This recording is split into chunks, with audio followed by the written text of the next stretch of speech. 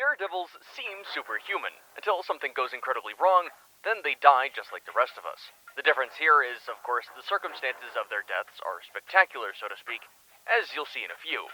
Be sure to stick through to number 1 in case you want to see what happens when you steam yourself alive. James Hickey. Which one is safer?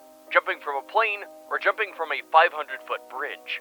If you're setting your parachute on fire, the answer is neither.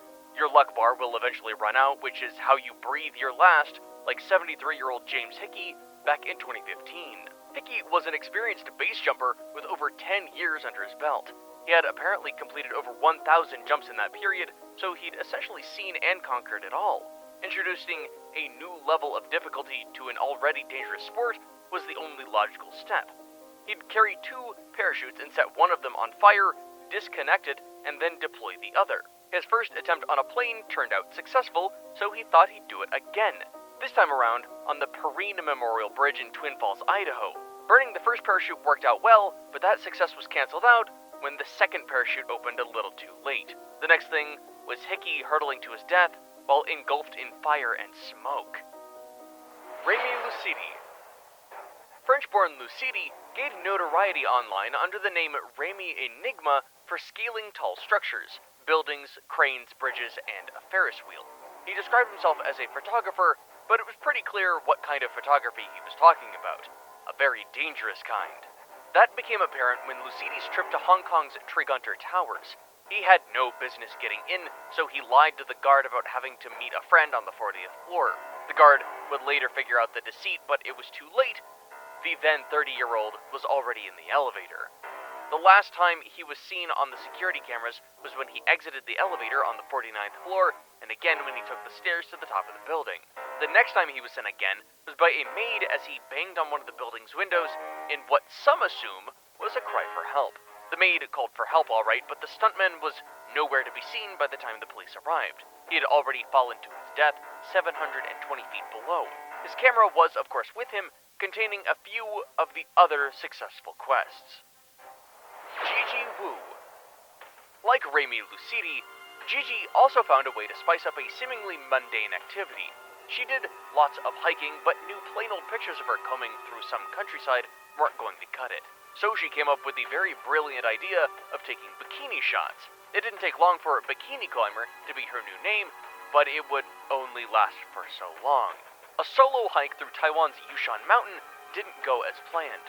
8 days in, the 36-year-old went tumbling 65 feet into the ravine and ended up with a broken leg, according to a phone call she made to a friend.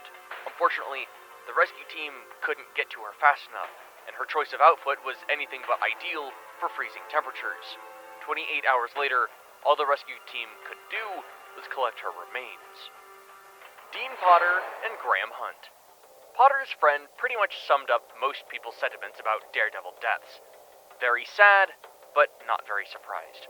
It's usually clear that these guys are courting trouble, and it's just a matter of time before something goes awfully wrong. On their part, Dean Potter and Graham Hunt were well experienced in extreme sports, so risk was something they were well aware of. Dean was an alpinist, highliner, base jumper, and free climber. Hunt, on the other hand, was mostly a base jumping guy, although his career was less decorated than Dean's. The bottom line is, they were all about stunts, dangerous ones. Hunt, for instance, was known for being the first person to free climb 3/4 of the 4,800-foot tall half dome, and Potter was for completing extremely risky highlining feats without much safety. But this experience would be of no use when the pair attempted a base jump at Yosemite National Park's Taft Point. This is something they had done a few times, and they definitely didn't expect any problems on this particular attempt. But it turned out to be their last, as the pair crashed into a rocky ridgeline. Undeployed parachutes when the bodies were recovered the next day indicated the two had died on impact. Todd Green. So apparently there's a sport called wing walking, where participants move along the wings of an airborne plane. Huh. I wonder what could go wrong. Todd Green knows all about that. He was doing his wing walking thing as usual in 2011, but decided to switch it up a little. Instead of just walking from one end of the wing to the other, he shifted from a wing to a helicopter skid. Slipping was probably not part of his plan, but that's what happened. He slipped and fell 200 feet to his death at the Selfridge Air Show in Michigan. The death apparently didn't register with the huge crowd that had attended the show that day. To them, the fall seemed more like a part of the stunt than an actual freak accident. It took an announcement for the spectators to finally grasp the gravity of what they just witnessed. Green himself was more than experienced in this craft, having done aerial stunts for over 25 years, and he also came from a similarly talented family. His father, Eddie the Grip Green, is a Hall of Famer aerial stuntman.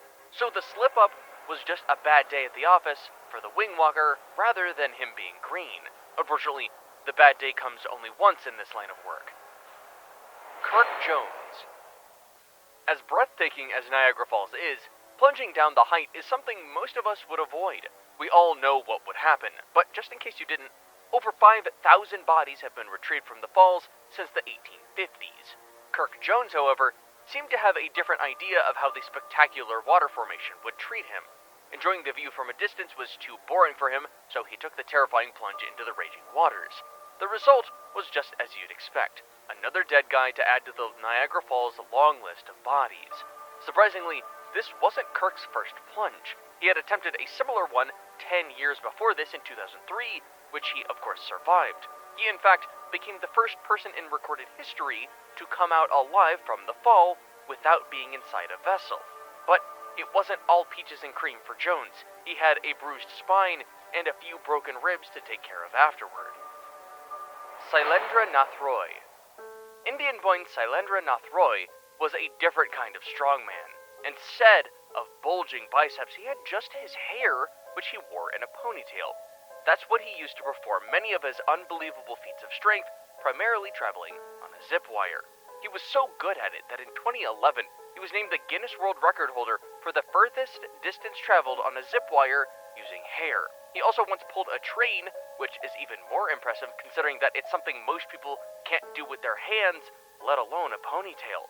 Trouble struck Roy in 2013 when he was on his usual ziplining endeavors, trying to cross a 600-foot-long zip wire suspended some 70 feet above the Teesta River. A few minutes in, he just stopped moving, and his pleas for help went unanswered, as the large crowd that had gathered to witness the stunt couldn't make out what he was saying. 30 minutes later, he stopped struggling, which is when the spectators knew there was a problem. But it was too late. Paramedics found the stuntman already dead. Apparently, he had, in their words, a massive heart attack. Kyle Lee stalking. Don't try this at home warnings are actually quite helpful. You'd be surprised at the number of people who genuinely think attempting certain stunts is a good idea. Case in point, Kyle Lee stalking. In 2013, the 22-year-old was among the millions who saw this video, world's largest rope swing. It seemed simple enough, just tie a rope on Utah's 110-foot Corona Arch and swing away. Turns out there was more to it. A successful and exciting swing depends on how long the rope is, but make it long enough and you'll most likely swing right into the ground below. And as Kyle found out, you don't come out of that alive. That, of course, was the end of his rather short daredevil career. Unfortunate, but he was just unlucky. Remember, the video that inspired him had millions of views at that time, so it did bring out quite a few amateur and experienced daredevils, and a lot of them had successful swings. You could argue that the stunt isn't that risky after all, based on that, but so is every stunt until the worst happens. Don't try this at home, or anywhere, is still a good code to live by. Audrey Mestra. Diving on a single breath doesn't sound like a good idea, but a lot of people do it. There's even a whole sport around it. It's called freediving. Breathing equipment in freediving is a no-no, which is as dangerous as it sounds. But that wasn't enough of a deterrent for Audrey Mestra. In 2002, she had a go at her husband's 531-foot freediving record.